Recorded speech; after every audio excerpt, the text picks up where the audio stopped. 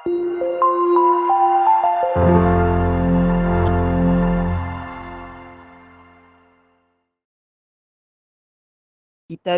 wa sunnata Rasulillahi sallallahu alaihi wasallam wa du'a ila huda wa dalalata 'ala al-khair ibtigha'a wajhillahi wa mardatihi wa qurbihi wa thawabihi subhanahu wa ta'ala. Ya Allah, ya Tuhan kami berniat belajar dan mengajar, mengingat dan memperingatkan, memberi manfaat dan mencari manfaat, memberi keutamaan dan mencari keutamaan, menganjurkan dan berpegang teguh kepada kitab Allah dan sunnah Rasulnya, mengajak kepada hidayah, menunjuk kepada kebaikan, dengan ikhlas dan mengharap ridhamu, Ya Allah, kedekatannya serta pahala darinya. Allahumma rzuqna ya rahman fahman nabiyyin wa hifdzal mursalin wa ilhamal malaikatil muqarrabin fi afiyati ya rabbal alamin. Ya Allah, kami memohon padamu kefahaman para nabi dan daya hafalan para rasul serta ilham para malaikat muqarrabin dalam keadaan mudah dan baik. Allahumma ghini bil ilmi wa zayyini bil ilhami wa akrimni bit taqwa wa jammilni bil afiyah ya arhamar rahimin. Ya Allah, kayakanlah kami dengan ilmu dan hiasilah kami dengan kelembutan dan muliakanlah kami dengan taqwa serta berbagusilah kami dengan afiah. Rabbana atina fid dunya hasanah wa fil akhirati hasanatan wa qina azabannar. Subhana rabbika rabbil izzati amma yasifun.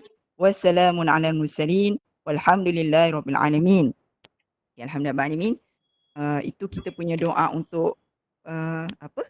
Muliakan majlis ilmu kita ni. So insya-Allah harap hari ini kita mendapat keberkatan dan Allah redai, dan kita pun maklum setiap majlis ilmu akan dipayungi dengan para malaikat. Moga-moga majlis kita ini mendapat rahmat dan redha daripada Allah lah. So saya perkenalkan diri saya ringkas dulu, okay, sebab mungkin ada yang baru masuk tadi yang tak tahu lagi. Nama saya Aisyah binti Muhammad Zubid. Saya dulu sebenarnya Form 1 sampai Form 3 saya bersekolah di Sekolah Menengah Kebangsaan Agama. Dulu masa zaman saya itu dipanggil Sekolah Menengah Kebangsaan Agama Simpang 5 di area Sabak Bernam. Tapi sekarang dah tukar nama kepada Sekolah Menengah Agama Tun Rahah. Okay. Lepas tu Form 4, Form 5 saya masuk ke MRSN Terendak. So 2 tahun lah saya kat Terendak. Tu yang jadi Ansara ni. Kalau tak ke Terendak memang saya tak jadi Ansara lah. Saya tak tahulah ke mana kan. So saya sekarang bekerja di Pusat Perubatan UKM sebagai sistem analis lah, bagi IT officer. So untuk permulaan ni, sebelum pergi ke ni, saya nak minta kita punya host Cik Ira kita untuk tunjuk dululah dia punya saya dia nak share something pasal video klip berkaitan dengan Ramadan ni. Okay, moga-moga kita semua dapat manfaat daripada video klip tu. Ira, boleh play dulu? Boleh. Mana dia? Okay. Mana video klip dia? Okay.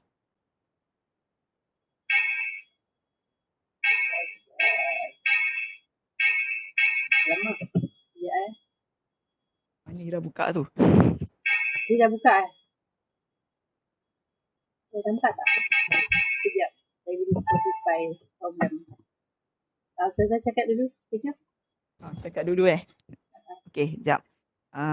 Pasal video klip tu sebenarnya actually is motion graphic lah daripada Indonesia sikit. So sorry lah kalau ayat-ayat dia kat dalam tu macam sebab agak ke Indonesian sikit kan. Ada perkataan bukber lah, ada apa atas tu. So saya beritahu dulu lah nanti kan kat sini bukber tu maknanya berbuka bersama. Kita selalu kat sini panggil iftar jama'i. So benda ni kat YouTube je pun sebenarnya. Boleh buka daerah? Okey, boleh dah. Okay. Saya tengok dulu sekejap.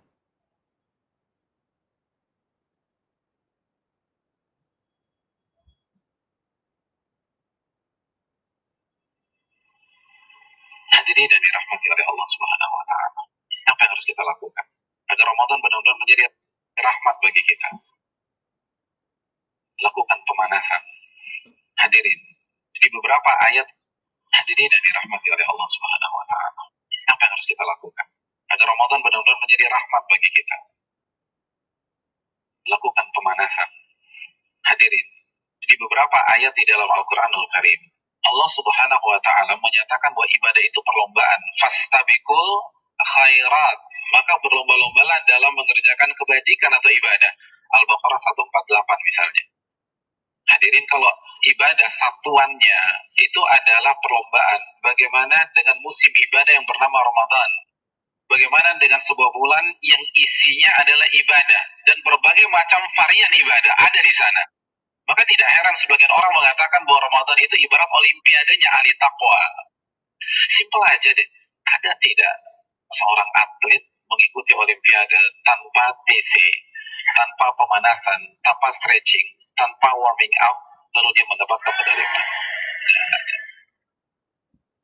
Misalnya cabang olahraga dia akan diperlombakan atau akan dipertandingkan misalnya 17 Juni atau 16 Juni.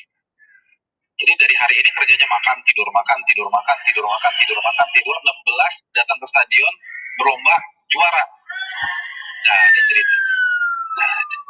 Kalah. Padahal kita tahu bersama bahwa olimpiade itu hanya bisa diikuti oleh atlet-atlet papan atas dunia. Hadirin suka olahraga apa? Tenis. Kalau misalnya besok kita datang ke komite olimpiade daftar ikut tenis, kira-kira diterima nggak? Nggak diterima. Karena ini hanya khusus pemain-pemain papan atas.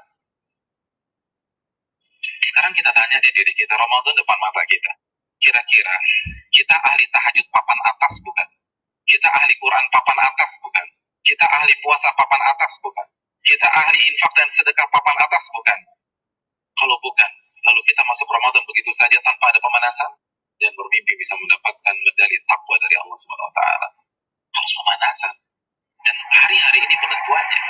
Karena Ramadan seperti ibarat lari maraton. Kalau misalnya masuk ke line startnya, nggak ada stretching, nggak ada jogging, nggak ada melenturkan otot, kira-kira sampai garis finish nggak ada apa? Di kilometer kedua keram gitu aja. Nggak bisa. Ramadan, kita diminta berada di level atas bukan 1-2 hari, tapi 30 hari. Sebulan. Nggak mudah hadirin. Nggak mudah. Dan grafik diminta naik dari hari pertama ke hari terakhir, kita nggak boleh menurunkan tempo. Bahkan harus menaik, naik, dan klimaksnya adalah 10 hari terakhir. Itu berat. Lalu kita nggak ada persiapan sama sekali. Kita nggak ada pemanasan. Main masuk begitu aja. Simpel deh, kita punya mobil canggih ini. Kita punya S-Class. 3 bulan nggak pernah dipanasin apalagi dipakai. Tiba-tiba hari ini starter injak gas. Kira-kira jalan nggak? Nggak jalan. Nah, begitu juga kita udah lama nggak baca Al-Quran.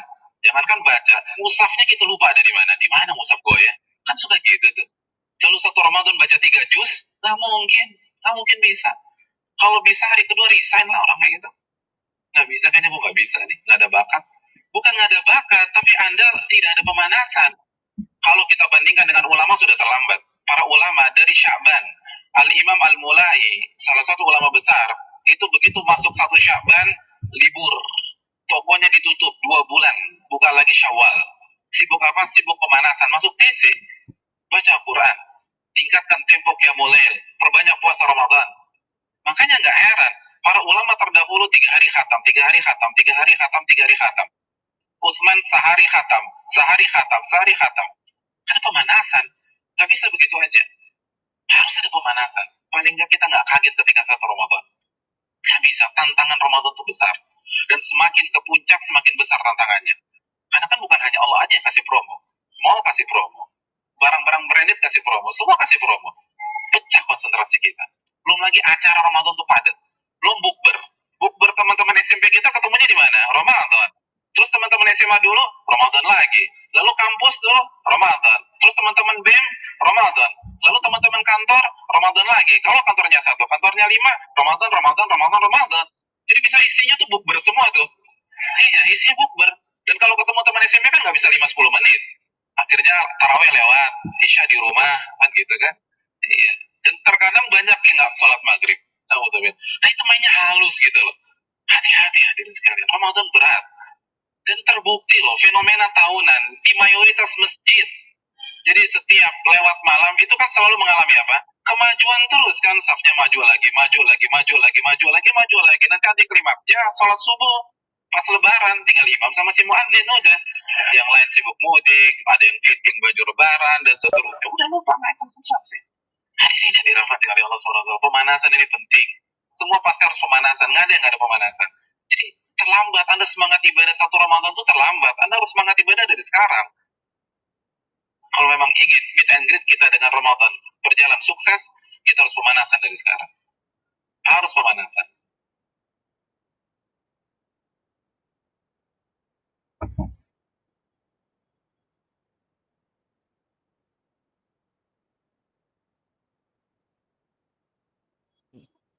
Okay. Harap kita dapat ibrah atau iktibar pada simple video tadi tu. So bukber tadi tu maknanya berbuka bersama lah, sebab sekarang ni memang agak susah lah sebab PKP kan. So orang mesti masak kat rumah. Tapi kalau sebelum ni budaya kita memang mungkin ada orang berbuka, tak salah berbuka tu, tapi jangan sampai tertinggal kita punya yang yang utama fadilat di bulan Ramadan, macam solat tarawih, solat maghrib, isyak berjemaah. Okay. Okay. So dengar bising tu. Okay. Dengar Okay, tu tadi pasal tu ni. So highlight kat situ, actually saya nak highlight adalah berkaitan dengan pemanasan, maknanya warm up. So untuk kita hari ni pun saya tak adalah nak serius sangat sebab kita pun first session. Jadi saya ingat kita nak buat cara santai tapi sampai. Mungkin saya pun nak buat cara macam sempoi tapi kita harap berbaloi-baloi lah result dia nanti. And then simple. Simple but mungkin the impact is unbelievable lah harapnya, insyaAllah. So untuk yang pertama ni, saya mention awal tadi pada siapa yang baru masuk, untuk makluman semua, untuk hari ni kita tak adalah baca surah yang berat-berat. Mungkin siapa yang berminat kita boleh semak bacaan Fatihah. Sebab Fatihah ni penting untuk kita mulakan sembahyang. Syarat utama adalah Fatihah. Betul. Kita nak buka majlis pun kita dengan Fatihah. So daripada saya fokus kepada surah-surah lain, baik kita fokus Fatihah. Kalau dari segi perubatan Islam pun, ayat ruqyah yang utama pun Fatihah juga. So Fatihah ni dikenali sebagai Ummul Kitab, iaitu ibu kepada segala surah yang lain. Walaupun 7 ayat, tapi sangat besar dia punya fadilat manfaat dia. Okay. So untuk ulang kaji tajwid ni pun saya tak adalah nak masuk dalam terus. Sebab tajwid ni sebenarnya ada level-level dia juga. Ada yang simple, ada yang agak sukar. Contoh macam untuk untuk tu ada gangguan kejap sorry. Untuk Niha. So okay. Jadi saya rasa Ira boleh buka slide dulu yang untuk ulang kaji tajwid ni.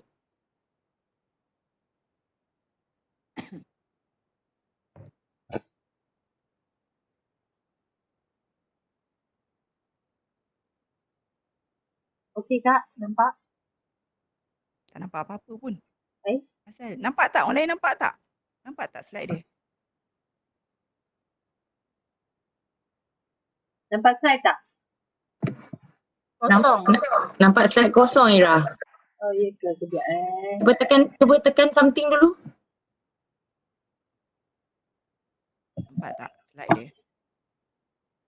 Bentar. Tak apa. Tak apa, sementara Ira tengah settlekan teknikal part tu. So kalau di segi tajwid, kalau saya punya pembahagian, saya ada sebab saya selama ni pakai buku tajwid yang tu lah. Okay, ni ada ni dapat dah ulang kaji tajwid. Okay. Alright. Okay. So ini kita punya part first session untuk ulang kaji tajwid. Jadi untuk ulang kaji tajwid ni, ni tajuk je, boleh pergi next page. Next page Ira. Okay. So yang ini pun dari segi bahasa istilah, rasanya nama pun ulang kaji kan. So saya baca dululah. So dari segi tajwid, untuk dari segi definisi ilmu tajwid tu dia ada dua, satu bahasa, satu istilah. Bahasa ni maksudnya tajwid ni memberi maksud memperelokkan ataupun mencantikkan sesuatu. Dari istilah pula, tajwid bermaksud mengeluarkan setiap huruf dari makhrajnya dengan betul dan menjaga sifat-sifatnya. So kita tahu dalam Al-Quran ada beberapa huruf hijaiyah. Makhraj ni maksudnya, kata makhraj ni perkataan Arab sebenarnya, kharaja, keluar. So kena betul sebutan huruf tu keluar daripada tempat yang betul. Sebab ada setengah orang ada masalah, macam contoh sebut sin, sod, shin. Itu kena betul tu. Sod dari mana, sin dari mana, shin daripada mana, bunyi akan-akan. Sebab dia tricky sikit bahasa Arab untuk tajwid ni, bacaan Al-Quran, kita tak macam bercakap English ke, Malay ke, Jawa ke, which is dia tak ada harkat, dia tak ada pun heran, dengung ke apa tu semua tak ada. Maknanya kalau terbalik-terbalik sebut tu macam silap kan, macam khilaf dengan hilap ke apa ke, dia masih orang boleh faham. Kalau bahasa Arab sangat sensitif benda ni. Maksudnya dari segi Al-Quran ni lah sendiri bahasa ni. So dari kedua-dua definisi tersebut juga dapat disimpulkan bahawa ilmu tajwid ini dipelajari untuk memperelokkan bacaan Al-Quran dengan cara menyebut setiap huruf dengan betul dan tepat. Iaitu kita keluarkan setiap huruf dari makhrajnya serta menjaga sifat-sifatnya. Ini agak tricky lah. Ini sebenarnya dah level tinggi ni kalau dah mengaji sampai makhraj. Sebab kita di sekolah dulu banyak tekan dari segi nun mati, mim mati, lepas tu mat.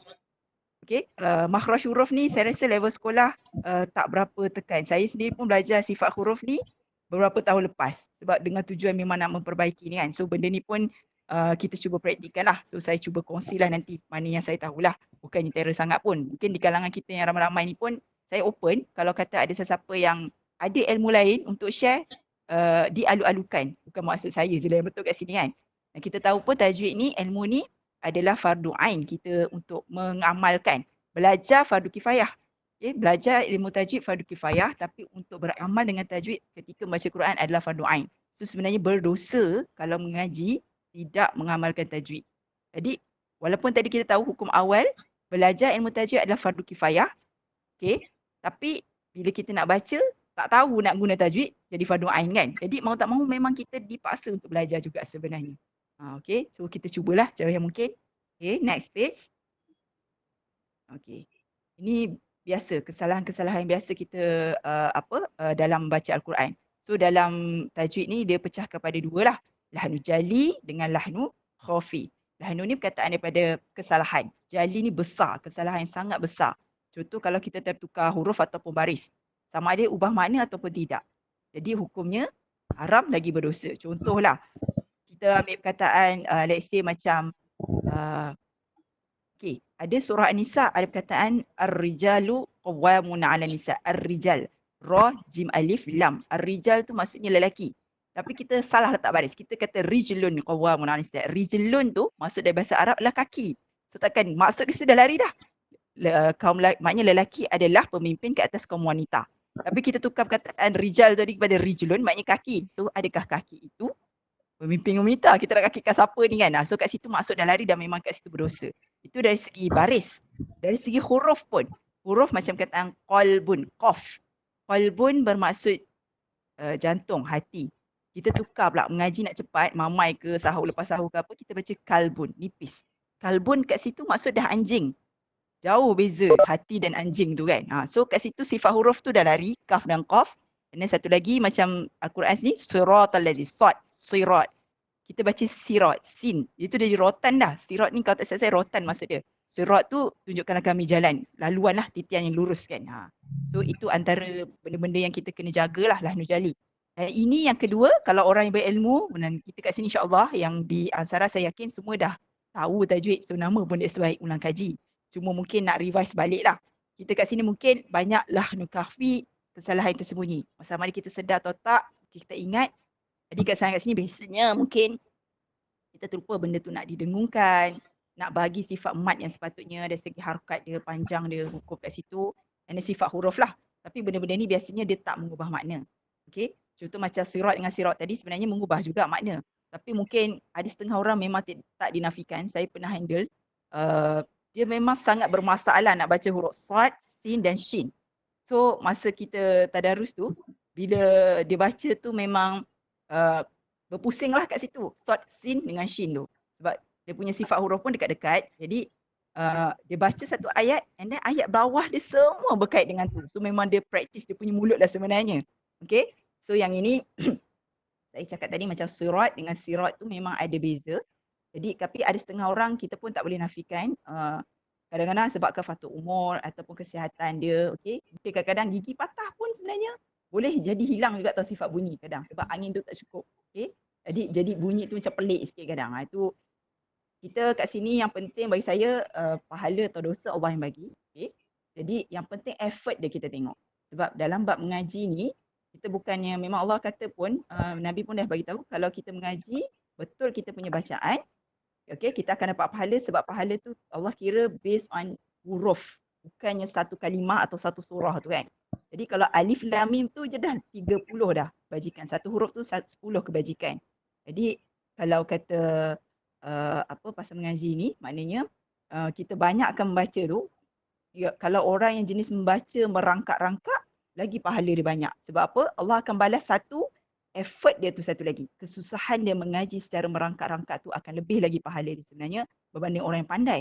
Tak adalah pula aku baca tu sebab memang orang yang pandai ngaji memang dapat pahala lebih. Tapi sebenarnya orang yang merangkak pun Allah bagi juga pahala. Maknanya menunjukkan betapa sayangnya Allah kepada manusia ni, nak suruh kita banyakkan mengaji. Okey? So tadilah Nukafi tadi saya sambung balik. Kita tinggal dengung mat, sifat huruf tak ubah makna. Dan hukumnya adalah makruh yang dicela. So maksudnya kita dengar makruh ni kadang-kadang orang Melayu ambil take for granted je kan. Makruh je belum haram. Tapi ada juga ulama yang mengatakan ini haram. So better kalau boleh elakkanlah. Okay? Jadi nak elakkannya tak ada cara lain. Memang dengan cara mencari ilmu dan mempelajari tajwid balik. Okay? Next slide. Okay. Kalau kita tengok next slide ni untuk kenali tanda dan baris. So bahasa tanda dan baris ni, baris dalam Al-Quran ni kalau kita perasan, dia ada yang kita nak tahu dia ada dengung atau tidak. So nun mati, biasanya kalau yang nun mati ni kalau tak berdengung, membeli izhar halqi lah. Izhar halqi ni lepas huruf nun mati ataupun tanwin, dia tak ada dengung. Maksudnya kalau kita baca tu memang tak ada bunyi dengung pun, tak ada dengung di hidung. So kalau kita tengok dekat slide ni, tanwin berbaris berbentuk 6-9. Kalau kita tengok kaji betul-betul Quran tu, tulisan baris 2 ni, tanwin ni, baris 2 atas 2 bawah ni, dia ada sengit sikit, ada yang betul-betul selari. Macam yang untuk permulaan ni yang tidak dengung ni, dia betul-betul sama. Barisan dia tak sengit langsung. And then baris depan dia bentuk 6-9. Jadi kalau bentuk 6-9, tanwin bawah baris lari, okay. So huruf mim pun dia ada siap letak tanda mati, itu maksudnya tanda kita jangan dengungkan dia. Sebab kalau nun tu tak berbaris nanti untuk next slide, dia sebenarnya berdengung. Dia simbolik itu. Sebab kalau kata berbaris ni sebenarnya ini adalah tanda imam yang first, tak silap saya daripada ustaz saya sendiri mention. Sebab tajwid ni sebenarnya pun banyak ulama' dia. Tapi antara ulama' yang terkenal adalah Imam Ash-Shatibi. Imam Ash-Shatibi ni, imam ni bukan orang Arab tau sebenarnya. Dia daripada, saya tak ingat negara mana Ash-Shatibi ni. Tapi ulama' tajwid ni jujurnya bukan orang Arab banyak. Macam contoh ada Imam Ash-Shatibi ni tak silap dia belah-belah Asia juga kot macam tu. Tapi dia ni yang meletakkan baris datang daripada dia. Lepas tu bacaan-bacaan dia ada hafz kan, torik lah apa semua tu, itu pun adalah imam-imam dia kan. Maknanya kita sebenarnya dalam kita mengaji agama ni, kita ada ulama'-ulama' yang memang terkenal dan spesifik untuk bidang tertentu. Macam contoh, kita tahu Imam Bukhari. Imam Bukhari daripada Bukhara, dia pun bukan orang Arab juga, tapi dia menghafal banyak sangat dan meriwayatkan banyak hadis. Jadi itu dia punya specialty dia lah, maksudnya kepakaran dia. So macam Imam Ash-Shatibi ni untuk dari segi tajwid. Okay. So baris-baris ni kita belajar pun sebab nak memudahkan. Sebab kita sebagai orang yang bukan asal lidah Arab ni, kalau tak ada baris, kita mungkin Jawi kita boleh fikir lagi kan. Tapi kalau bahasa Arab ni apa nak bunyi kan. Okay. So tu diletakkan baris. So kat sini tengok tanda baris kat sini, nun mati, baris 2 di atas, 2 di bawah, semua tu selari. Bentuk baris 2 dia adalah bentuk 6-9.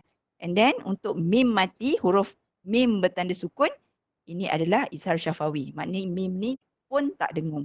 Izhar syafawi. Dia apa-apa yang bersifat izhar ni, dia memang tak dengung biasanya. Setakat ni memang tak dengung izhar. Okay. Laju sangat ke? Ada apa-apa nak tanya ke? Boleh Okay. Kita boleh pergi next slide.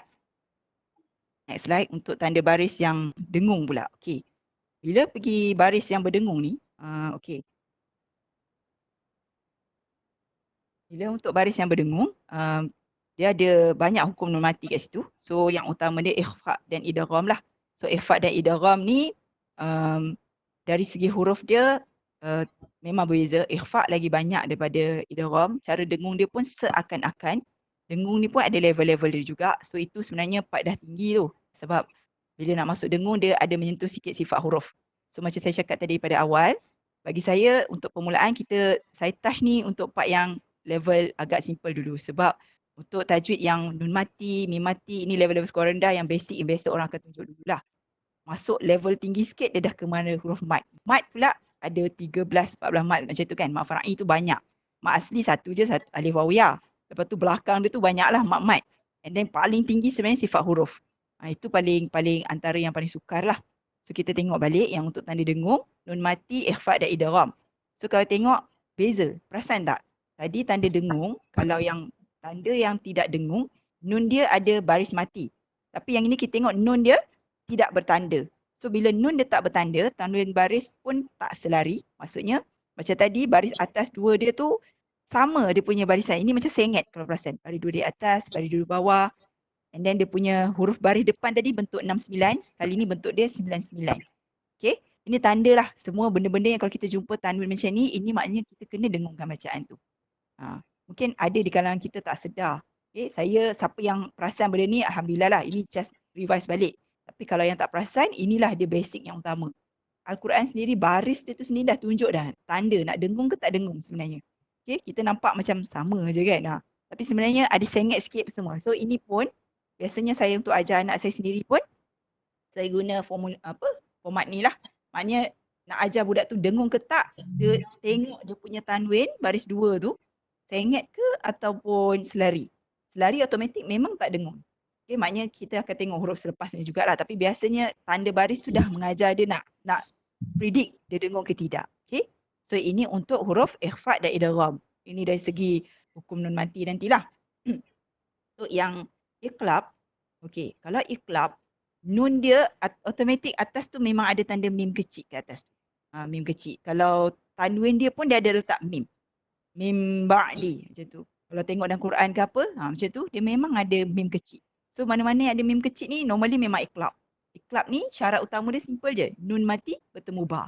Apa-apa lepas nun mati bertemu ba ataupun baris 2 tanwin, baris 2 atas, bawah atau depan bertemu ba, dia memang iqlab. Tapi kita bila dah baca banyak, kita tak perasan pun benda tu kan. Jadi macam mana nak cepat lagi identify based on dia punya baris. So kalau tengok kat sini baris dia tu, awal-awal dia ada letak huruf mim kecil. So kat situ sebenarnya tanda iqlab lah tu. Okay. Maknanya dekat baris tu tiba-tiba ada mim tu, maknanya dia nak suruh kita dengung. Sebab iqlab ni dengung dia, kalau ustaz saya dulu ajar, dia punya dengung tu, dia bukan dengung yang bukan di hidung saja, tapi di bibir. Bibir kita macam mim ba'di tu, dia tak boleh mim tutup mulut serapat yang mungkin. Tu salah. Dia kena ada bagi ruang. Dia punya ruang tu paling ni kita boleh test kat kertas, masukkan kat mulut kita. Maknanya kita boleh lalukan kertas tapi tak adalah. Kalau kertas tu macam lompong sangat, itu maknanya tak rapat lagi. Rapat tapi tak terlalu rapat sangat. Ala-ala gitu tapi hampir rapat. Sangat rapat lah. Maknanya sehelai kertas A4 ni lah boleh masuk tu. Macam tu. Dia punya cara nak ukur dia. Okay, ada setengah orang cara lain pula. Tapi ini yang ustaz saya ajar lah. Maknanya untuk tahu, untuk iqlab punya dengung. Lepas tu mim mati. Untuk mim mati pun bila dia tidak bertanda. Sebab tadi ada mim mati tapi dia tak dengung sebab dia ada tanda. Jadi mana-mana yang tak bertanda, ini semua tanda dengung. Maknanya mim mati yang tidak bertanda maksudnya itu huruf tu kita kena dengungkan dia. And then sabdu. Sabdu ni bahasa Melayu. Kalau bahasa Arab dipanggil tasydid. Itu disebut kat tepi tu. Ni nun mati, mim mati, nun dan mim syaddah. Okay, syaddah tu maknanya dia berkaitan sabdu tu lah. Jadi ini wajibul gunnah lah, wajib didengungkan. So kalau tak dengung, memang salah. Okay, so itu yang tadi saya touch balik yang tadi. Lahnu khafi maksudnya kesalahan dari segi hukum tajwid lah sebenarnya banyak. Maknanya kesalahan kecil tapi walaupun kecil hukumnya makruh dan ada juga ulama mengatakan ianya haram. So yang ini tanda-tanda. So saya rasa insyaAllah mak kita ni lagipun kalau dah boleh mampu join Odosh ni one day one juice, saya rasa kecacatan orang sebab tak semua orang mampu nak buat one day one juice. Walaupun kita bagi-bagi, kita tak adalah sehebat macam ulama-ulama tu ada sampai sehari macam Saidina Uthman satu hari dia boleh khatam. Sebab dia terlebih warm up kita kan. Kita ni nak baca satu juzuk pun kalau tak dibagi agaknya pun terkial-kial. Tapi tak apa, itu bukan dia punya ni. Allah tengok apa usaha kita. Kita merancang tapi Allah pun ada perancangan dia. So yang penting kita berusaha je lah. Okay. So next slide. Slide dah nak habis dah. Sekejap je sebenarnya. Tak adalah banyak nampak macam ni kan. Pun kalau letak banyak kan berat pula. Okay. Yang ni pasal tanda waqaf. Waqaf ni maksudnya tanda-tanda untuk kita berhenti. Dalam Al-Quran kita ada tanda macam tu. Kalau tengok pun dia dah letak colour dah tu. Okay. Warna hijau tu la, don't stop. Maksudnya tak boleh berhenti langsung. So mana-mana huruf yang ada huruf lam, alif kat situ tu, kita tak boleh berhenti. Sebab saya tak ingat surah apa, ada perkataan kat situ sukarau. Sebab dia letak lam kat situ, ayat dia macam ni, berbunyi kalau ada segi maksud, janganlah kamu melakukan solat. Lepas tu dia letak lam. Kita pula tak tahu maksud, kita pun berhenti as-solah kat situ berhenti. Sebab ada tanda lam, tak tahu kan. Ayat belakang tu kita disambung sebab ayat dari segi maksudnya, janganlah kamu melakukan solat ketika kamu mabuk. Yang kalau nak berhenti tu ketika mabuk tu okey. Tapi sebab dia ni pun tak tahu, jadi dia berhenti, janganlah kamu bersolat. Kat situ dah lain dah. Maknanya solat kita baca Quran tapi kenapa sebab dia pun tak tahu maksud kan. Jadi kat situ tanda sebagai orang-orang yang mungkin tak tahu kat mana nak berhenti. Okay, kita biasanya ada masalah kat situlah. Bukannya ni saya sendiri pun. Walaupun bersekolah agama, tak semua perkataan Arab saya tahu. Jadi mana yang saya tahu tu membantulah. Ada juga perkataan-perkataan yang sebab bahasa Arab Al-Quran ni bahasa yang sangat tinggi level dia. Jadi bukan sebarangan orang boleh dia banyak. Dia punya orang kata uslub gaya bahasa dia tu memang sangat tinggi sastera dia. Sebab kita pun tahu yang turunkan Al-Quran ni bukannya manusia tapi Allah. Jadi bahasa dia tu sangat aras tinggi. Satu maksud tu boleh bertukar banyak maksud. Okey? Maknanya macam saya sentuh sikit je bahasa Arab contoh macam darosa. Darosa ni kata asal dia itu kata akar. Darosa maksudnya belajar.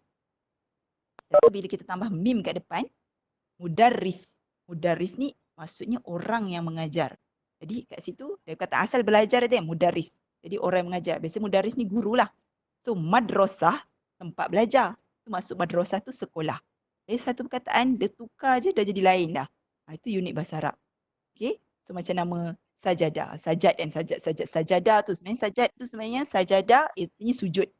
So kalau kita yang famous masjid. Masjid tu tempat sujud. Macam itulah.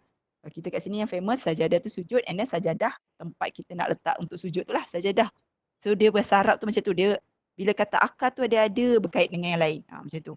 Okay, so ni tadi lam tadi la maksudnya tidak boleh berhenti. Don't stop. Stopping is prohibited. Maknanya dilarang berhenti. Tu sad lam ada itu nama dia bukan ya sebenarnya kalau dalam bahasa Arab dipanggil alif maksurah. Alif maksurah ni dia sebenarnya ya yang tak ada titik itulah. Tapi sebenarnya dia alif sebenarnya tu. Jadi yang ini better to continue. Maksudnya stop is allowed. Maksudnya kita boleh lagi berhenti tapi afdal lebih aula, lebih utama kita teruskan. Tapi kalau ada emergency sangat ngaji-ngaji jumpa ni, nafas tak sampai daripada kita baca curi nafas, betterlah berhenti. Tak salah pun berhenti, boleh. Sebab kadang-kadang kita ni. Tapi kalau kita rasa mampu nak sambung, sambung lebih aula. Maknanya lebih afdal kita sambungkan bacaan. Okay, kalau jim ni jaiz kata ni. Maknanya wakaf jaiz ni wakaf yang baik lah. Maksudnya kita ada pilihan. Kat sini macam kalau coding tu macam if else lah. Stop or continue. Nak terus pun boleh, nak berhenti pun boleh. Tapi kat sini mana-mana both allowed. Maksudnya dua-dua boleh lah. Nak berhenti pun boleh, nak sambung pun boleh. So yang ni tak ada masalah. So ikutlah nafas kita. Okay. Kalau cough tu, dia terbalik dengan short tadi kan. Yang ni better to stop. Okay. Continue pun boleh juga nak teruskan. Tapi afdal dia berhenti. Tersongsang sikit dengan yang short tadi tu kan. Soli dengan qoli tu tadi. Qala dengan soli. Maksudnya tanda berhenti ni yang mula dengan short, afdal wasal. Sebenarnya short tu untuk simbol wasal lah. Maknanya teruskan. Kita ada dua. Waqaf, berhenti. Wasal, sambung. Maknanya nak teruskan bacaan. So kalau qaf tu, maksudnya lebih baik berhenti. Okay. Nak sambung tak ada masalah. Tapi afdalnya berhenti. Dia songsang dengan huruf short tadi. And then mim. Mim ni mamnu', dilarang. Maksudnya must stop. Jadi wajib berhenti. Kata saya surah Yasin, kadang-kadang ada orang tak perasan tau. Saya lupa pula apa kalimat dia, lupa nak cari tadi tu. Tapi memang benda tu wajib berhenti. Dia mim dia macam mim iklab tadi tu. Tapi dia memang letak atas, bukannya atas huruf nun ke atas tanwin, tidak. Dia tak ada baris-baris tu semua, dia memang atas huruf tu terus. Itu tanda tak boleh langsung kita teruskan. Memang wajib berhenti. Mesti stop kat situ. Maknanya mim dia kecil je, kadang-kadang orang tak perasan. Kadang tak nampak dia terbaca terus. So yang itu kalau dah tak nampak, okey dah mungkin level-level macam mamak kita ke nenek-nenek baca kan, mata pun tak nampak, kita tak boleh nak buat apalah. Kita kategori maaf je lah. Tapi yang kita yang tahu, yang belajar ni, kalau perasan, kena wajib berhenti untuk mim. Jadi kat situ dia letak warna merah, must stop. So kita continuing is prohibited. Maksudnya dilarang untuk terus kena berhenti. Jadi kat sini kalau sin ni terkenal dengan perkataan saktah. Saktah dalam Quran kan ada mimar qadina. Berhenti kejap. Lepas tu hadha ma. Okay. So masa mimar qadina tu, nafas kita tak putus lagi. Sambung untuk next ayat. So kat sini dia macam pause je. Without talking breath. Maksudnya kita berhenti, nafas tak putus. Tapi bukannya waqaf berhenti terus. Ambil nafas baru. Dengan nafas yang sama kita akan sambung bacaan. Okay. Itu masuk saktah. And then kalau yang titik 3 ni pun stop at one point. Maknanya bukannya notebook. Maksudnya ini ada juga dalam surah Al-Baqarah pun yang awal-awal. Kalau tak silap saya, page awal yang surah Al-Baqarah, ayat nombor berapa tu? Yang awal-awal tu kan. 5 ayat yang pertama tu kan ada tanda 3 tu. So kalau yang itu memang kita boleh berhenti salah satu lah. Maknanya bukan berhenti kedua-duanya. Saya tak ingat apa ayat. Oh, dalikal kitabu la raiba fih. Maksudnya kita boleh berhenti kat la raib. Raib tu ada 3 tanda atau fih. Biasa orang ambil fih sebab nak berhenti dalikal kitabu la raib. Macam janggal pula kan sebab agak pendek ayat tu. Tapi kalau surah-surah belakang-belakang tu Al-Quran lain, maknanya ini adalah optional juga. Maksudnya kita nak berhenti tapi tak boleh berhenti dua-dua. Kena berhenti kat tanda 3 segi tu tapi salah satu. Maknanya pilihan lah. Nak berhenti yang kat depan ke yang kat belakang ni. Okay. So ini tanda-tanda wakaf. Okay. Last slide adalah ini pasal huruf hamzah. Okay. Nampak ke? Terlalu halus tulisan. Nampak tak? Halus sangat Okay. Kat sini untuk yang hamzah tu, saya just nak tunjuk fokus pada huruf hamzah tu sebenarnya. Bukannya apa pun. Sebab hamzah kita, yang hamzah yang berada pada huruf lam alif. Sebab kalau ayat macam, contoh ni ada 2. Satu surah Muhammad ayat 30. And one more surah Al-Baqarah ayat yang ke-8. Untuk ayat pertama tu, kalau kita tengok, walau nasya'u la'arainakahum. Okay, la'araina. La'a tu, alif tu, hamzah tu betul-betul tegak dekat huruf alif. Lam alif kan, alif tu. Itu maksudnya, baca satu harakat. Maksudnya jangan dipanjangkan. Kalau di bawah ni, wabil yaumil akhir.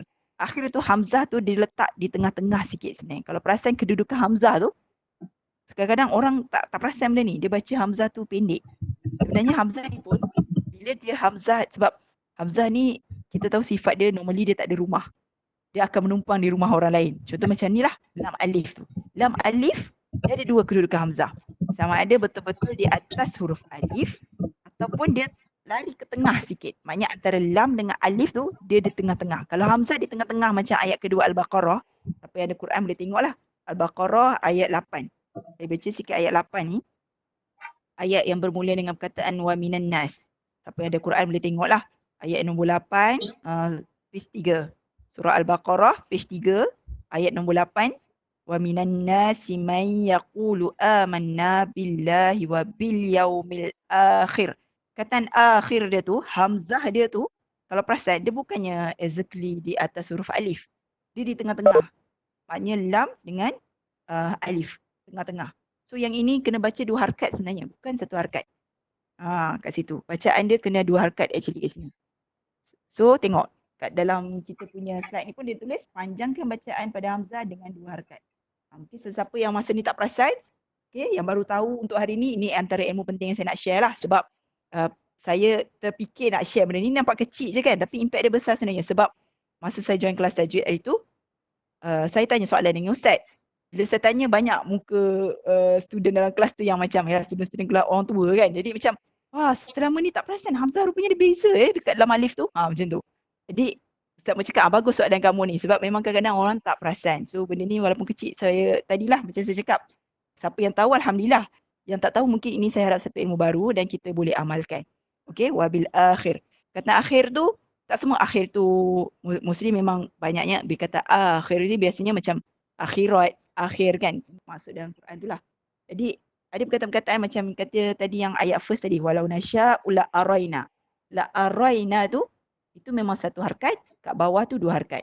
So untuk tengok ni, lepas ni mengaji jangan nak laju. Tapi yang penting tajwid. Jadi kena tengok betul-betul huruf hamzah tu. Kalau yang berada di tengah-tengah huruf lam alif. So dia kena baca 2 harakat. Kalau dia betul-betul atas huruf alif, dia 1 harakat. Okay. So itu je lah saya punya slide sebenarnya. Habis dah. Tamat dah tu slide. So saya ada masa ni sampai pukul berapa Ira sebenarnya? Ada apa-apa nak tanya pada mana-mana slide sebelum kita open untuk kita punya tahsian Quran ni. Siapa-siapa nak volunteer diri untuk semak kita punya bacaan Fatihah ke? Okay, ada apa-apa nak tanya ke? Rasa macam pelik ke ataupun confused ke ngaji mana-mana yang tak tahu ke? Saya jawab semampunya lah mana yang saya tahu. Ustazah, Aida nak tanya soalan. Macam saya, semput memang semput. Badan pun besar. Jalan naik tangga pun memang tak cukup nafas. Kadang-kadang tu kan macam ayat tu panjang kan.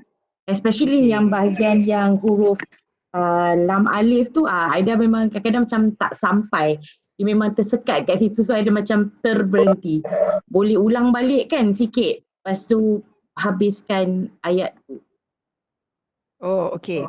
Ini dari segi nak kena pasti tempat wakaf dan juga macam mana nak sambung bacaan. Maksudnya macam itulah. Ya. Okey. Dari segi macam ni, dia ada beberapa tips and petua untuk kita kena pasti sebab yelah bila kita baca Quran ni sometimes nafas tak sampai. Itu memang masalah biasa. Tapi saya nak cadangkan ini knowledge daripada bahasa Arab lah saya tahu. Seeloknya kalau nak sambung tu ada certain kalimat. Saya gunakan istilah dia harful jar. Harful jar ni maksud bahasa Arab adalah kata sendi. Okey? Ini saya bagi tips lah. Kalau ada notes boleh tulis. Okey, ini sebab saya tak ni. Jadi contohlah kata-kata Arab tu kita mungkin sedia maklum macam perkataan summa. Summa tu maksud dia kemudian. Okey, bila kita baca tu ada perkataan summa tu, mungkin kita boleh cari berhenti. Mungkin sebab summa ni sometimes kita tak perlu ambil ayat ke depan. Ayat terus je ke depan. Maksudnya macam kita baca tu ada perkataan kita berhenti, lepas berhenti tu ada perkataan summa. Kita boleh teruskan perkataan summa tu. Sebab summa tu maksudnya selepas itu ataupun kemudian. Okey? Tapi Ustaz saya cakap pun afdalnya kalau dari tips mudah lagi untuk teruskan bacaan, better ambil ayat di belakang sikit. Untuk ambil ayat perkataan belakang sikit tu, kita tengoklah di mana kita berhenti. Sebab kita kadang berhenti tu macam qala allazi. Qa tu perkataan qalal tu katakanlah. Kita berhenti pula kat qal, katakan. Sebab kita pun tak tahu maksud dia. Ya, betul. Kalau tak baca kat tafsir macam tak nampak benda tu. Kalau tafsir kita boleh tengok dia punya maksud tu, okeylah kita ulang. Bila tak tahu tu, kita ambil lagi lah beberapa ayat kat belakang. Sebab tu saya cakap tadi, ayat tadi macam yang saya tahu bahasa Arab ni macam summa, wa tu dan, au tu atau. Hanya perkataan-perkataan kita boleh mulakan untuk sama macam wa, au, lepas tu summa, and then apa lagi? Fi. Fi tu kalau tak silap saya maksudnya inna. Inna sesungguhnya. Fi tu saya tak ingat apa maksudnya. Mungkin ke apa something. Li tidak. Okay. Perkataan-perkataan yang itu antara saya ingat saya lah. So sebenarnya alladhi. Alladhi tu maksud dia sesungguhnya. So itu pun elok juga mulakan. Qala tu katakanlah. Qala alladhi inna sesungguhnya. Lepas tu wa tu dan au. Itu biasa surah-surah macam berikanlah makanan pada fakir miskin muslimat semua kan dia au ataupun wa kan. Wa muslimina wa muslimat wal mu'minina wal mu'minat. Tiba kita baca wal muslimin. Dia kalau yang macam tu ayat yang laki perempuan better nak berhenti dia kena dengan partner dia. Macam kita baca wal mu'minina wal mu'minat wal muslimina wal muslimat. Tapi sebab nafas tak sampai kita pun baca wal mu'minina wal mu'minati wal muslimin. Berhenti kat muslimin sebab nafas dah terputus. Kat mana nak start terbaik? Ada dua cara. Kita boleh ambil balik daripada perkataan wal muslimin, okey, nak pairkan wal muslimat terus sambung, ataupun kita ambil kalau nak afdal lagi bolehlah ambil lagi belakang wal mu'minin wal mu'minat tu tapi takut tak sampai juga kan, so kita ambil dari perkataan yang asal tadi tu wal muslimin wal muslimat. Sebab dia kalau nak berhenti sebaik-baiknya partner kan, itu yang ustazah saya ajar pula lah, macam ayat kata wal mu'minin wal mu'minat, so itu dua kan, wal mu'minin kita terberhenti wal mu'minin je, wal mu'minat memang nafas dah ter-emergency sangat tak sampai langsung. So tak apa, mulakan balik daripada wal mu'minin wal mu'minat pun boleh. Sebab kita pun mulakan dengan wal tu memang dah masuk dah okey dah, dan. Tu macam ayat-ayat tadi saya cakap lah, wa, au, summa, okay, inna sesungguhnya. Itu antara contoh lah. Bagus soalan tu. Ada lagi sesiapa nak tanya? Ni dah advance juga ni, bagus ni. Memang semua anak murid cemerlang ni semua. Siapa nak tanya lagi? Saya pun bukanlah hebat sangat. So siapa yang ada ni nak tanya lagi boleh. You all ngaji dah, ini dah, hari ni dah juz berapa? 3 4? Hari ni So, dah juz 3. Sekejap, So, okay. Sekejap, ada lagi satu soalan, sorry Okay. Sod ni, huruf sod ni, I selalu fail dekat yang ihdinas dengan ihdinos tu, selalu fail. So kadang-kadang memang ulang balik benda tu waktu sembahyang. Yalah, kita pun baru belajar kan. Kalau kita betul, ada macam Ustazah ada tips ke nak perbetulkan macam sin, shim, itu memang untuk saya lah, lidah saya dah keras ni a bit susah. Ada macam apa-apa tips ke yang Ustazah boleh bagi untuk kami yang lidah yang dah kelat-kelat ni, yang dah likat-likat ni nak pronounce huruf-huruf tu. Okay, kalau untuk macam huruf-huruf ni, sebab huruf ni dia ada sifat. Sifat macam kita lah, kita ada sifat dia macam mana? Cerdik, cantik, itu sifat lah, panjang, pendek, gemuk, kurus, okay. So itu sifat. So macam kataan sort ni dia masuk kategori ni dah advance ni, tapi saya brief simple lah untuk bagi mudah faham. Kang terlalu dalam sangat kan, nampak susah sangat pula kelas tajwid ni kan, tapi saya just nak share. Okey. Kalau kataan ihdinas sirata, na tu dia huruf yang agak nipis berbanding sort. Okey, kita kalau nak tengok huruf tebal nipis tu, huruf kalau sort ni dia ada kategori isti'la nama dia. Isti'la ni huruf yang tebal.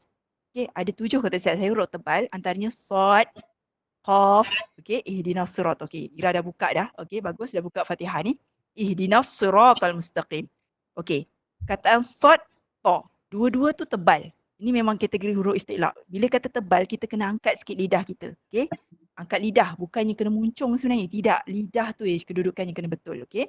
So macam kataan tu, ihdinas siratal mustaqim. Nas tu nipis tapi sod tu tebal. Jadi nak bunyi tu memang sebab dia bertembung antara yang nipis dan tebal.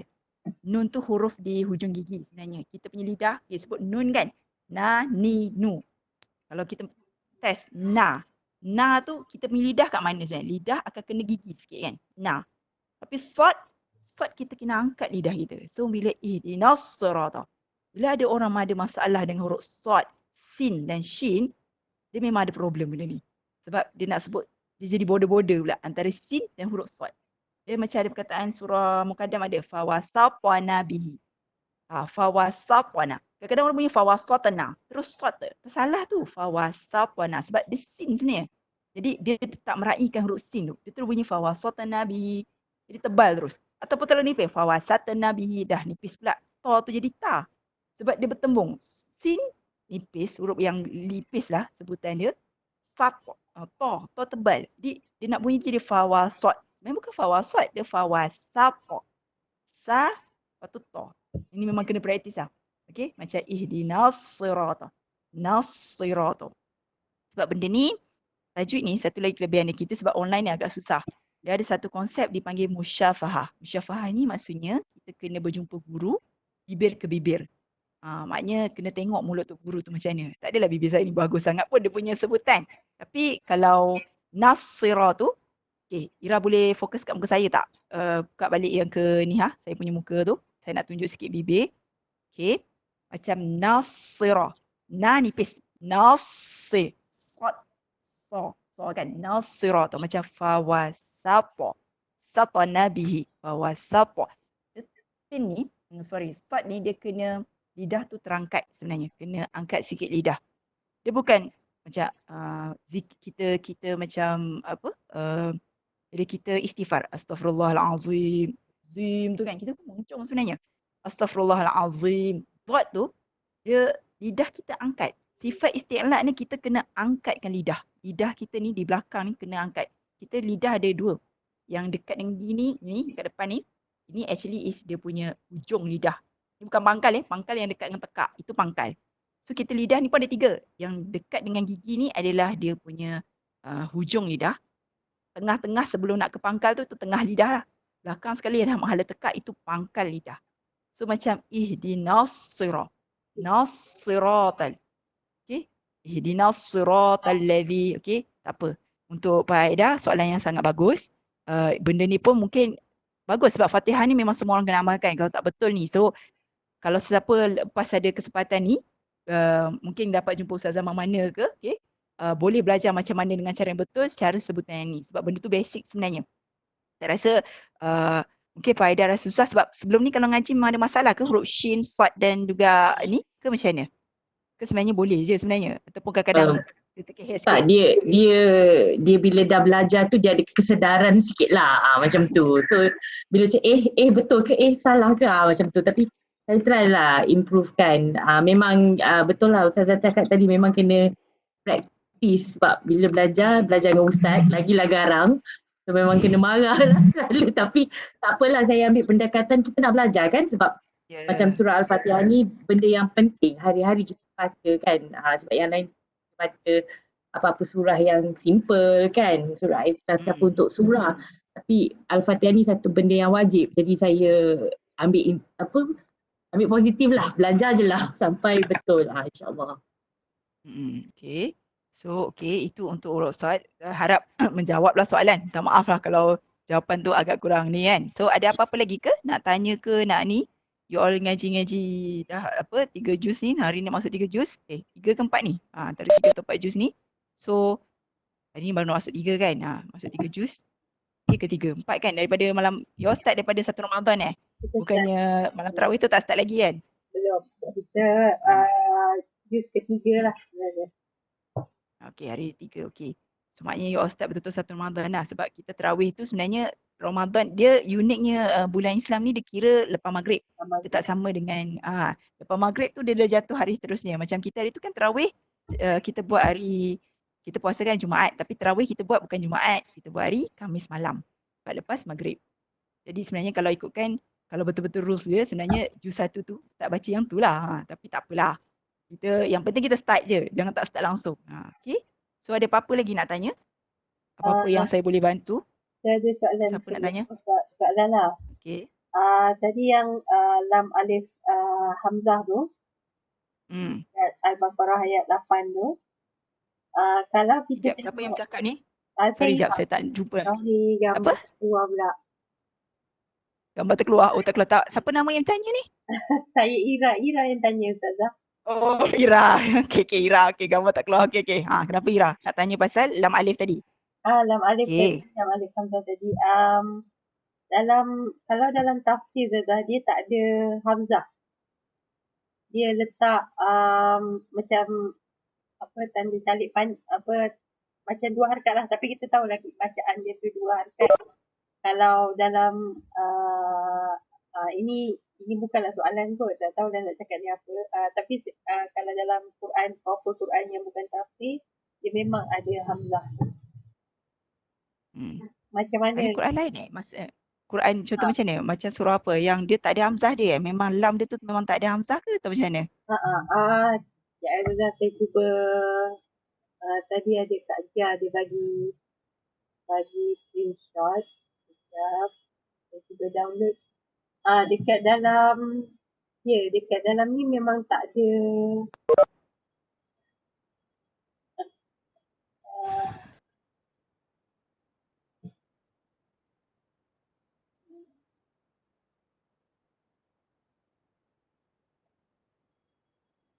Okey, macam ni Ustazah. Oh, okey.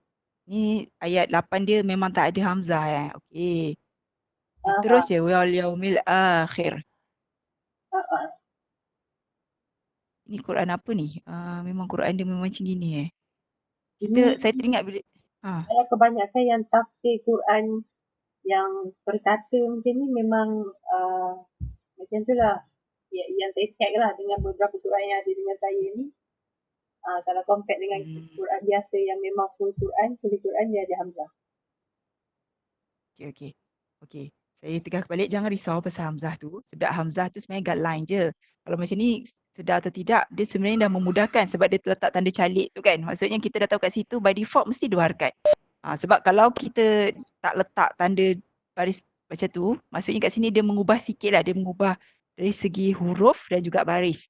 Sebab kat sini hamzah tu tak nampak, tapi dia ada tanda calik yang which is kita tahu tanda macam tu by default mesti 2 harakat. Jadi kalau orang yang macam Quran saya ni pula, dia memang wal akhir ayat ke-8 tu, tadi saya tengok memang dia ada hamzah. So dia memang tak ada tanda calit macam tu kan. Saya panggil dia tanda calit sebab saya nak ajar anak saya kan. Bila anak saya cakap, okey mama ni tanda calit ni 2 harakat. Dia yang panggil tanda calit tu kan. So tanda yang calit macam tu. So itu maksudnya memang dia sebenarnya ada hamzah lah kat situ dari segi penulisan dia. Jadi tak ada. Dia jadi saya tak ingat masa zaman saya kecil-kecil dulu, tak famous Quran Rasam Usmani ni. Rasam Usmani ni saya dah nak masuk sekolah menengah kot. Sebab masa tu saya tak ingat, saya ngaji tu ada bentuk ain. Lepas tu nun tu macam iltiqa sakinain tu kan. Khaironiyah tu dia letak nun kecil siap-siap. Quran-Quran macam tu, pesil-pesil lama. So macam ni hamzah ni pun bukanlah cakap pesil lama ke tidak. Mungkin saya rasa yang buat ni dia nak bagi memudahkan lagi. So sebenarnya tak apalah. Sebab tadi saya cakap awal-awal tujuan ada hamzah tu, kita kena identify hamzah tu kena baca 1 ke 2. Ini dia buang hamzah tu, dia letak terus tanda calik, automatik kita memang akan terbaca 2 terus kan.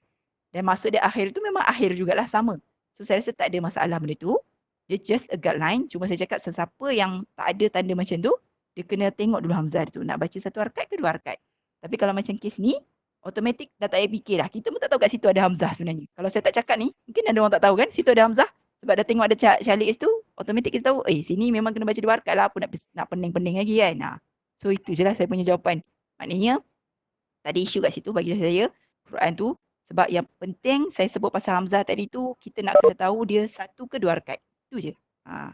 So kalau macam tu dia dah buat tanda, means kita dah kena baca by default dia dua harakat lah. Tak boleh baca satu, tak boleh baca setengah lagi ke. Okay. Ada apa-apa lagi nak tanya? Bagus. Banyak pula soalan. Memang kita nak buat sesi interaktif pun. Kalau ada apa-apa lagi nak tanya, setakat yang saya boleh bantu. Siapa-siapa lagi nak tanya? Assalamualaikum Ustazah. Salam. Ya, perkenalkan diri. Siapa yang tanya? Saya Ajla. Okey. Saya ada soalan. Saya nak tanya, kalau macam huruf mim, saya tak tahulah dia macam dia apa sifat huruf ke apa. Kalau Ustazah boleh tengok dekat surah Al-Baqarah ayat nombor 10 tak silap saya. Fi qulubihim. Okey, ayat 10 kan. Sekejap. Okey. Sekejap. Mula dengan sekejap kan. Semua. Fi qulubihim. Okey. Okey, mim Mim mati dia tu betul kan mim kan? mim dia tu kan tak ada tanda apa-apa. Macam mana Betul. dengan macam mana cara baca nak comparekan dengan mim yang ada tanda mati macam itulah. Dia ada okey. beza ke? Memang ada beza. Sebab kalau yang ini kita tengok, qulubihim, mim ni dah tak ada baris. Bila dia tak ada baris, saya dah sebut tadi, bila tak ada baris, by default dia mesti kena didengungkan. Tapi cara nak dengung, kita kena tengok dengung dia bila nun mati, mim mati ni, kita kena tengok huruf selepasnya juga. Satu tanda masa tu, maknanya mim. Sekarang kita dah tahu dah mim ni mati. Huruf selepas dia adalah mim juga. Maknanya mim ni bertemu dengan mim lah sebenarnya. Dan mim ni pula dia bersabdu. Jadi dengung dia lagi kuat sebenarnya. Sebab mim bersabdu dia dah berjumpa satu lagi hukum lain iaitu wajibul gunnah. Maknanya mim. Tapi kat sini dia ada dua hukum sebenarnya.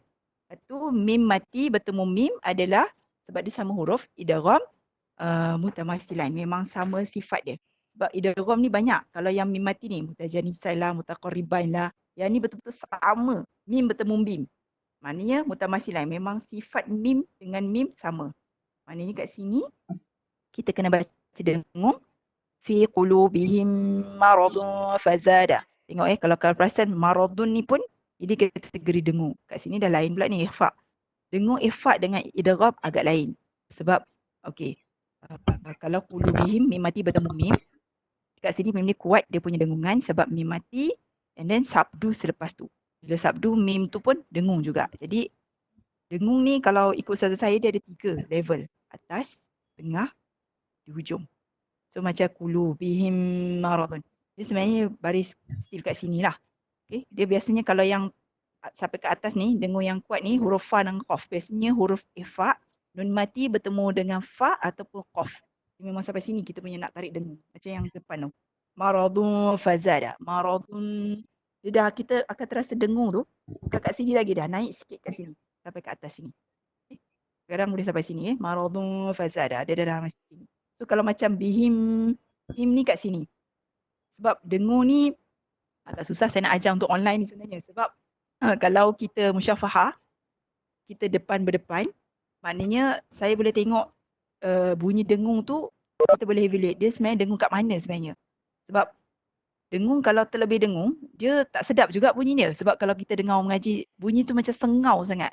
Dengung ni pun dia ada level. Dia macam kalau kita panjang ada 5, 6, 4 harakat tu kan. So dengung pun sebenarnya ada level juga sebenarnya kalau kita memperdalami lagi. Dia bukan dengung paras-paras suka hati asal dengung je. Tak, dia ada level dia juga. So ini dah sangat dalam ni sebenarnya. Cuma yang saya boleh cakap hukum sebab Ajla tadi tanya kat saya apa hukum dan macam mana nak baca. Jadi berbalik pada soalan tadi, jawapan saya hukum kat sini adalah idgham mutamasilain. Okey. Saya idgham mutamasilain sebab mim mati bertemu mim. Dan dia mim bersabdu pula. Mim bersabdu kat situ wajibul gunnah. Jadi hukum dia kena didengungkan. Dengung tu kena tutup mulut sungguh lah. Dia tak boleh tutup macam iklab. Qulubihim bihim. Ada pula terbuka. Sebab kalau katalah macam ni kan kertas. Mim ba'di tu. Mim mim. Kita boleh masuk lagi sikit. Kertas tu sikit je. Dia tak adalah mim. Dia terbuka sikit je dia. Ba'di. tak terlalu rapat. Sebab ni dekat ni susah sikit nak tengok. Tapi yang ni memang rapat betul lah. Tapi bila ada dengung dekat hidung. So maknanya kena baca fi qulubihim maradun fi bihim dengar hidung. Bihim memang kena dengung. Sebab ini dengung yang kategori dengung yang kuat ni. Dengung yang syadid, yang jelas. Tak boleh dengung sipi-sipi je. Sebab dia dah mim memang dengung. Ada pula bersabdu memang kena dengung. Dengung sungguh lah kat sini. So cara bacaan ni memang kena dengung lah. Clear tak Ajlah? Ada lagi nak tanya ke? Ada confuse lagi ke dengan penerangan saya? Okey. Saya faham. Okey. Clear. Okey. Ada lagi nak tanya? Kot masa ngaji-ngaji ni jumpa apa-apa ke? Siapa lagi nak tanya?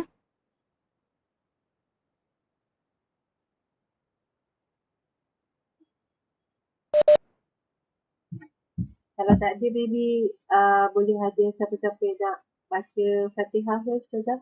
Sebelum, sebab kita dah sudah 45, kita ada dalam 15 minit lagi sebelum kita closing. Kalau tidak, saya rasa untuk bagi adil, you all semua follow saya baca Fatihah. Boleh? Maknanya saya lead Fatihah. Okay?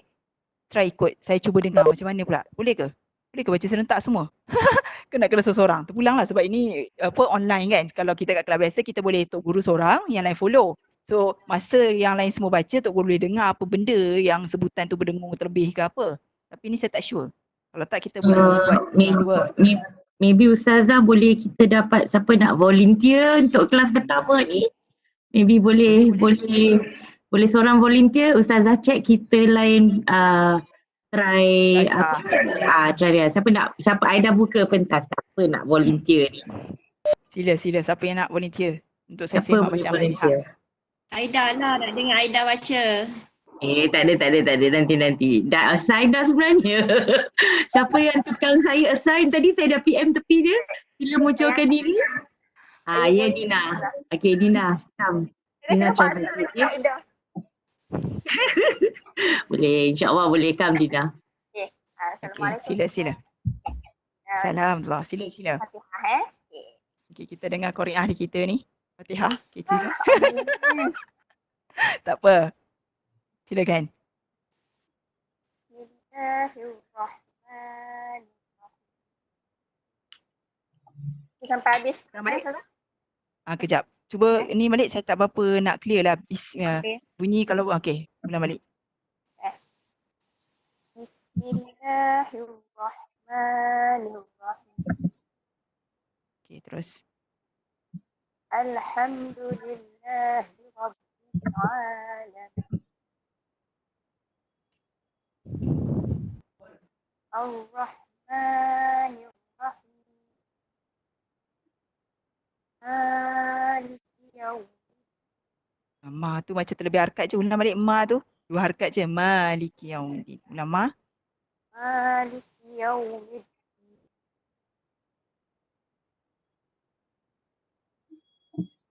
Terus. Iyyaka na'budu wa iyyaka nasta'in. Ihdinas siratal mustaqim. Siratal ladzina an'amta 'alaihim ghairil maghdubi 'alaihim waladdallin. Okey. Alhamdulillah. Terima kasih Dina atas kerjasama untuk tolong bacakan.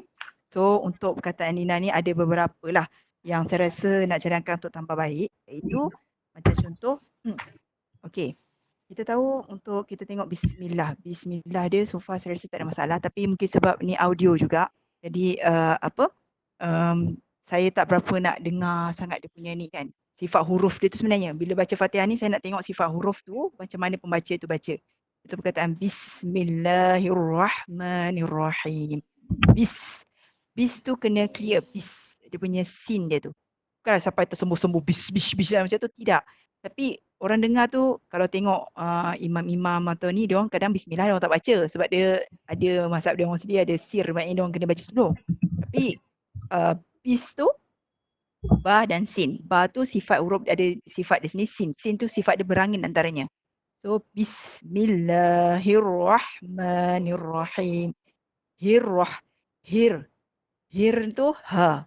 So ha memang kena di ni. So untuk Dina, so far saya dengar tadi sukses. Dia tak adalah bodoh-bodoh kha ke, ha ke. Sebab banyak kadang-kadang orang boleh bunyi ha ni, ha senang lagi. Bila ha dan kha.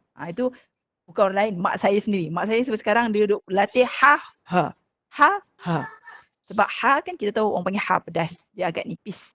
Ha dia macam ha ketawa harimau kan. Jadi dia kadang ada boleh. So bismillahirrahmanirrahim. So yang ini saya rasa tak ada masalah. Sebab kata him itu ma'arif disukun kita boleh baca 2, 4 atau 6. Tapi cadangan daripada ustaz saya untuk lebih kita yang baca biasa-biasa ni bacalah 4. Sebab kalau baca 2 kan nampak macam pendek sangat kan. Bismillahirrahmanirrahim. Okey ya betul. Him kan. Tapi kalau baca bismillahirrahmanirrahim, panjang sampai 6 itu orang nak tirawah okeylah kalau kita ada bawa lagu taranum mana-mana mungkin bagi tujuan berlagu. Tapi untuk kita yang baca biasa ni, baca biasakan 4. Okey, tak salah nak baca 2 dengan 6 tu boleh. Tapi ambil moderate 4 sebab ma'arif disukun dia boleh baca 2, 4 atau 6. Okey. Alham pun tak ada masalah. Alhamdulillah Dina baca tadi dengan sukses. Ha dia tu jelas saya dengar. Bukan ha. Bukan alhamdu. Kalau alhamdu tu memang problem ha tu. Ni alham nipis. Alhamdulillah. Lillah. Lah tu kat situ adalah lam jalalah. Lam yang menunjuk pada kalimah Allah. So kena 2 harakat. Alhamdulillahi rabbil alamin. A tu pun clear. So tak ada masalah. Ada setengah orang tak boleh tahu nak bunyi ain. Dia jadi, kalau orang Jawa jadi ngalamin ke, okay, jadi nga pula. Ataupun jadi alamin, dia macam ayam a. Itu sifat alif pula ataupun hamzah tu salah. So macam ni alamin, ain tekan. Ar-Rahmanir-Rahim pun betul. Ra tu jelas, ha pun jelas. Maliki yaw. Yaw ni adalah madlin nama dia. Madlin adalah apa-apa huruf yang dia mad ni bila baris yang mati tu huruf waw ataupun huruf ya. Tapi sebelum huruf waw dengan ya tu yang berbaris dia adalah baris atas. Macam ni, yaw. Yaw kan dia yang mati huruf waw. Tapi sebelum huruf waw tu huruf ya tu tak penting. Baris dia. Baris dia baris apa? Baris atas. So kat sini dia kena ada kelembutan. Madlin ni sifat dia lembut. Mad yang lembut. So maliki yaumiddin. Bukan maliki yaw. Tekan sikit ke tak. Dia lembut je. Maliki yaumiddin. Macam surah-surah walaili iza lay kan. Dia lembut je sebab lam dia sifat madlin ni dia lembut. So yang ini pun kena lembutkan sikit lah yaw tu. Tak ada apa pun problem. Boleh tu lembutkan lagi. Orangnya pun Dina ada lembutkan. So maliki yaw. Yaumiddin. Middin ini ada tanda tasydid. So kita kena lekatkan middin. Okay, so ni pun tak ada problem. Iyaka na'budu. Tekan tadi. Iyaka. Okay, iya. Iya ni tanda tasydid. Maksudnya kat sini kita kena masukkan betul-betul. Ada setengah orang dia tak tasydidkan, dia bunyi iyaka na'budu. Iyaka na'. Iya. Macam iya. Jadi dia kena tekan sikit. Iyaka na'. So macam ni tadi saya rasa Dina tekan tadi. So iyaka na'budu tu tak ada masalah dengan iya. Wa iyaka nasta'in. Nasta'in. So angin tu clear lah. Tapi sebab kita punya sebab ni pakai online kan. So bunyi tu macam dengar tak apa-apa nak dengar. Okay, yang ini yang kena jaga. Ada setengah orang dia jadi macam imalah tau. Dia bukan baca ih.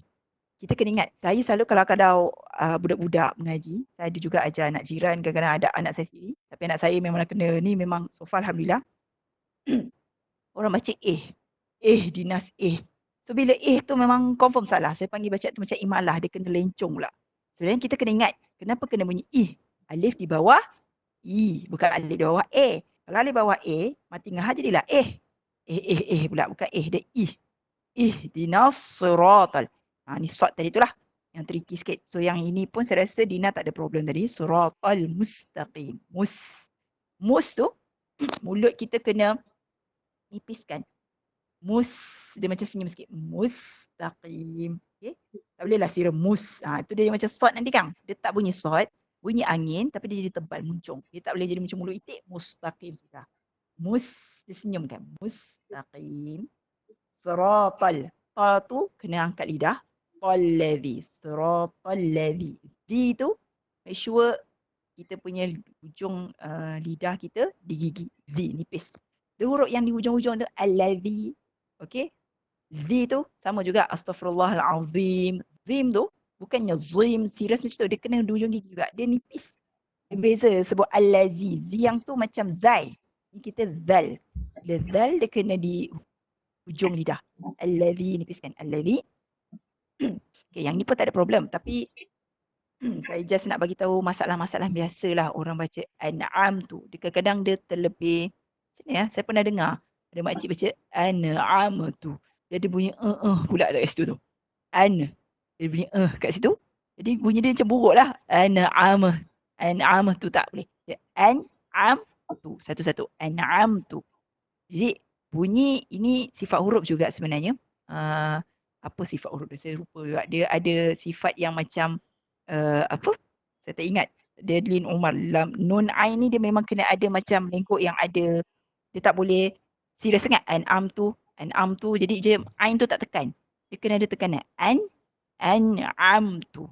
So yang Dina ni tadi saya rasa an'amta dia tadi okey. An'amta alaihim. Ain dia pun cantik. Alaihim. Kita jumpa lagi maklin kat sini. Lepas tu ghairil. Ril ni ra ada dua bacaan. Satu tafhim, satu tarqiq. Apa beza dua? Tafhim maksudnya bacaan yang nipis, ra nipis.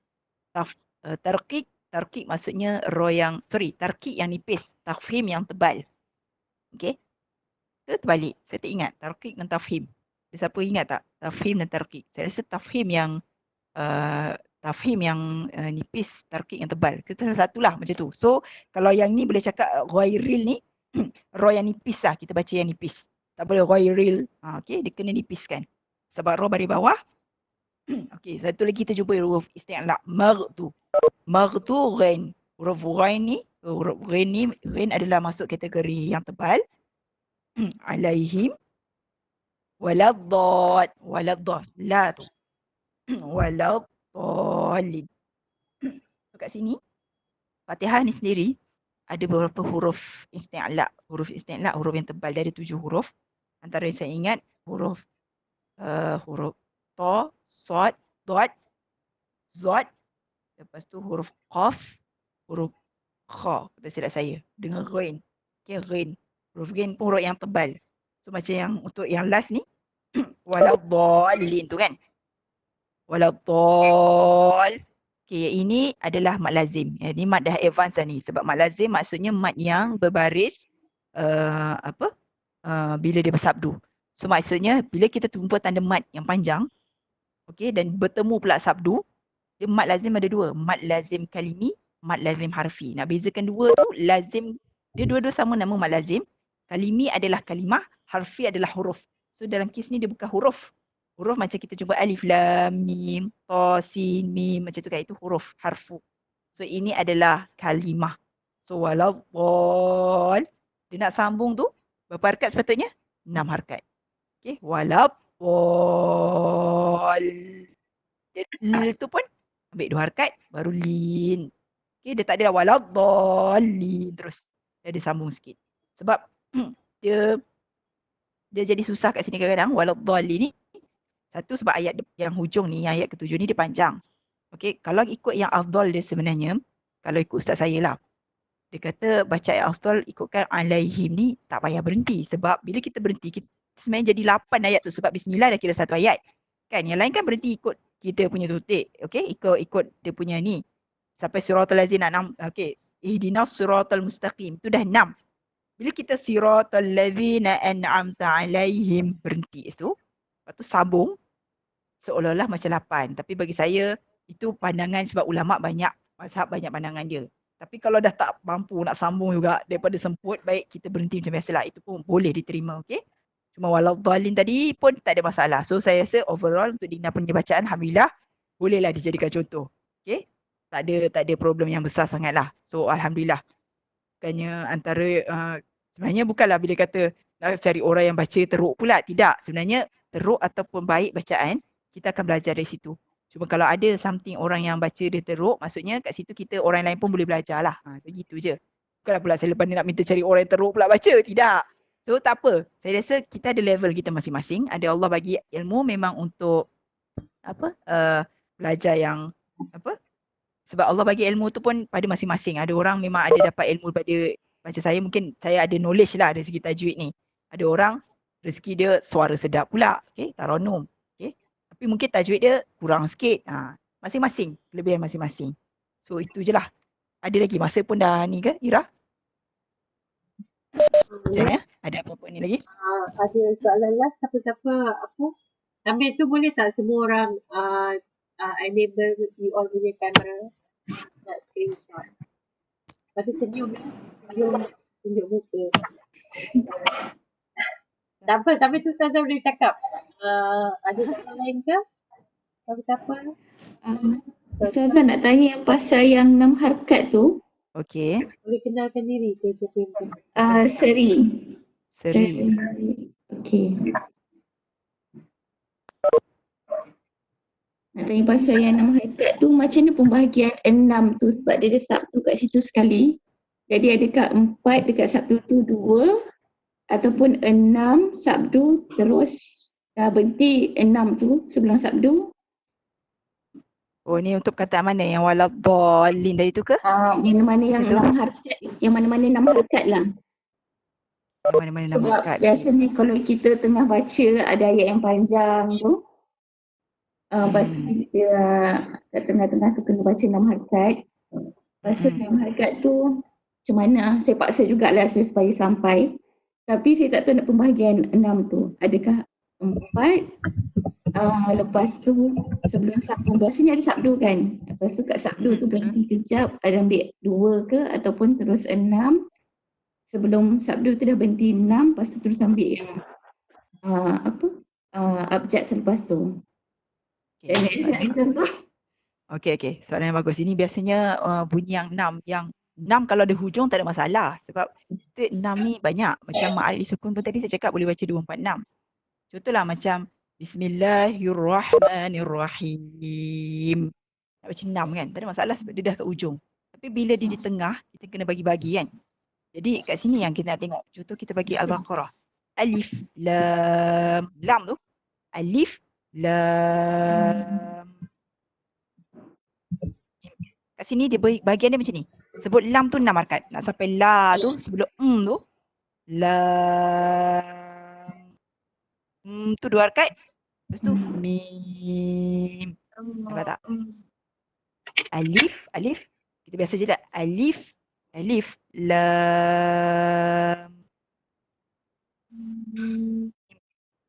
Okay. Sama juga huruf-huruf lain. Ini biasanya berlaku di permulaan huruf. Ini biasa memang huruf mat lazim lah. Mat lazim yang jenis harfi biasanya kebanyakannya. Mat lazim harfi sebab dia permulaan huruf. Tapi kalau kat tengah waladhalin kan. Waladhalin tu dia biasanya lepas sabdu tu mesti bagi ample time 2 harkat. Dengung, bukan dengung lah. 2 harkat tu harkat dia lah maksudnya jarak. Tak adalah waladhalin. Terus li je. Dia ada sikit. Waladhalin. Kalau perasan imam mengaji pun, dia mesti ada bunyi imam yang tahu tajwid. Dia tak ada waladhalin. Tak kan? Bacaan betul waladhalin. Dia ada sikit bunyi. Maknanya lepas sabdu tu ada 2 harkat kat situ. 2 harkat. Tapi kalau yang ayat-ayat yang macam tadi alif lam mim, ta sin mim, dia dengung kat situ tu sebab dia huruf-huruf yang mim mati atau nun mati. Macam huruf ta sin mim. Dia tu 2 harkat. Sin tu, dia sin ya nun, huruf sin kan. Sin, kalau kita eja dia huruf sin ya nun. Kan ta sin mim, ta sin ya nun, mim, nun dengan mim tu yang dia didengung 2 harkat tu. Ta sin mim. Tapi macam kes waladhalin ni tak ada pula lam ni kan. Kenapa ada saya bunyikan ni pula kan? Tapi memang waladhalin tu tak adalah terlalu lama sampai ni 2 harkat. Sebab cuba sedih baca waladhalin. Tak dengar dia punya sabdu. Sebab sabdu ni kita kena macam tekan huruf tu. Macam juga iyyaka na'budu. Kita baca iya. Kalau kita tak tekan iya kan dia memang kena ada macam iya. Itu pun dah setengah harkat tak juga. 1 harkat pun tak. Dia memang ada sikit sebab nak bagi menampakkan sifat huruf. Sebenarnya tujuan yang macam soalan seri ni tadi. Kenapa ada macam dengung dia ke apa tu. itu sebenarnya kita nak menampakkan sifat huruf tu. Sebab kita nak, bila orang tu baca, kita dengar sebiji-sebiji sifat huruf tu tau. Macam sifat yang, okey, macam alif, lam, mim. Kita tahu lah huruf alif, lam, so huruf dia mim. Sebab lam tu kalau ejaan dia, lam, maknanya huruf lam, mim. Lam, mim, mim. Maksudnya, macam mana saya nak tulis Macam ni lah, sekejap saya tunjuk sekejap.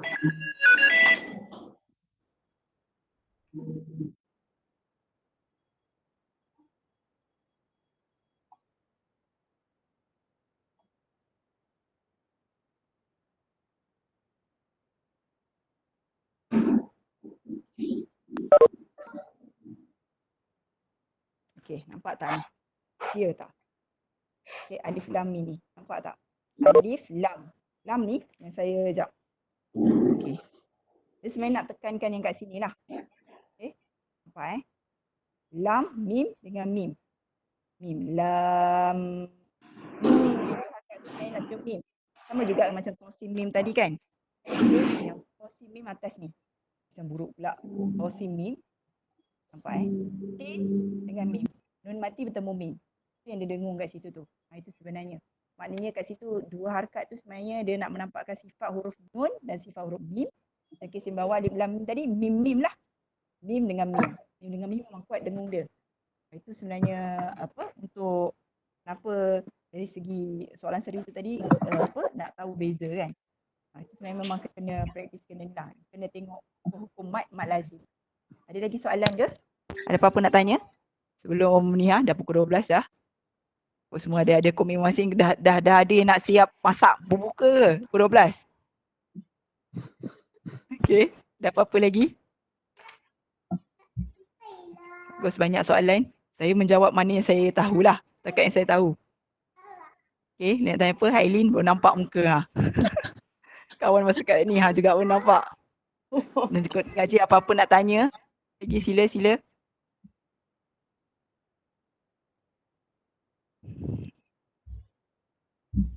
Okey, ada apa-apa lagi? Untuk next session Ustazah, kita kumpul soalan dulu ke Ustazah nak masuk dalam grup Odoch kita orang ke ataupun Ustazah?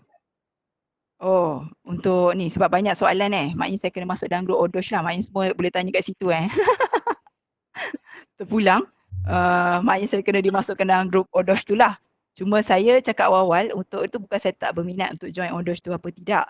Sebenarnya saya dah memang ada grup saya sendiri pun. So saya takut saya tak terkomit sebab saya ada grup yang family saya sendiri. Saya ada yang untuk tafsir. Tapi kalau masuk Odoch tu dengan tujuan untuk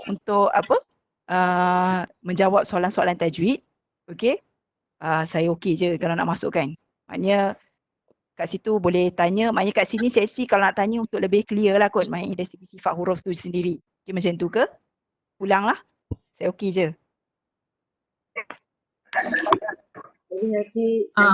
Boleh juga Ustazah, you masuk untuk menjawab soalan kalau kita perlu. Rasa tak ada masalah sebab untuk ni kita dah cukup participants pun dalam tu. So boleh je you macam silent reader lah, ada soalan Ustazah boleh reply dan kita semua boleh belajar sama-sama. Kalau Ustazah okey lah, takut macam terlalu banyak pula nanti kan. Tak apa, mungkin macam ni. Kita tengok dulu soalan-soalan sebab kita tengok dulu soalan. Ada soalan yang kadang-kadang mungkin tak perlu pun soalan yang tak perlu musyafahah, maksudnya tak perlu tunjuk mulut ke apa kan. Benda tu very theoretical. Boleh ambil je dari mana mungkin dia confused. Kita boleh jawab terus kat WhatsApp. Tapi mana soalan tu yang rasa susah nak cakap dalam WhatsApp tu, mungkin untuk session kena macam ni, kena tunjuk. So saya akan jawab dalam soalan tu kat dalam sesi macam ni lah kot. Supaya lebih clear. Tapi harap orang yang bertanya tu adalah dalam sesi ni. Jadi untuk lebih clear lagi. Boleh. Macam tu. Okay. So you all nak kumpul soalan pun boleh terpulang. Saya okey je.